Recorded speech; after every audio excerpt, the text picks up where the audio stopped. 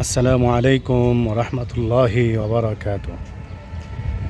হুফাজুল কোরআন foundation Bangladesh Narsingdi জেলা সদরের অধীনে যে সকল মাদ্রাসা নিবন্ধিত যে সকল মাদ্রাসা রয়েছে, ওই সকল মাদ্রাসাগুলোতে আমার সফর ইতিমধ্যেই শুরু হয়েছে।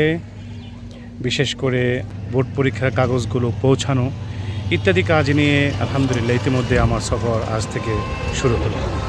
আজ ইতিমধ্যেই সদরের মাদ্রাসা দিনিয়া বানিয়াসল এবং বাজিরমুরের কয়েকটি মাদ্রাসার সফর শেষে এখন যাত্রা করেছি গাবতলী পেরিয়ে পুরানপাড়া পেরিয়ে বদরপুরের দিকে।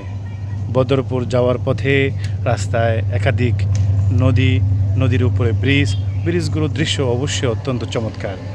তো চমৎকার এই দৃশ্যগুলোর উপরে দাঁড়িয়ে আপনাদেরকে বলতে চাই, পরীক্ষা এবং প্রতিযোগিতা একেবারে কাছে। বিশেষ করে প্রতিযোগিতা চলতি অক্টোবর মাসের 26 তারিখে সদরে এবং পরীক্ষা জানুয়ারি মাসের মাঝামাঝিতে। তাই চলতি অক্টোবর মাসের 30 তারিখের মধ্যেই পরীক্ষার কাগজপত্র ফর্ম ফিল আপ করে জমা দিতে হবে। আমি হাবিবুল্লাহ আল কাসেম সদরের প্রতিনিধি হিসাবে কাজ করছি, আমার কাছে জমা দিতে হবে। তাই এখন থেকেই প্রস্তুতি জোরদার করতে হবে ইনশাআল্লাহ। সদরের প্রত্যেকটি মাদ্রাসা এবারে পরীক্ষায় অংশগ্রহণ করুক, সেই প্রত্যাশা করছি আমি হাবিবুল্লাহ আল কাসেম। এই সেই বদরপুর ফুরকানিয়া মাদ্রাসা, যা নরসিংদী সদর এবং রায়পুরা আর শিবপুর এগুলোর একেবারে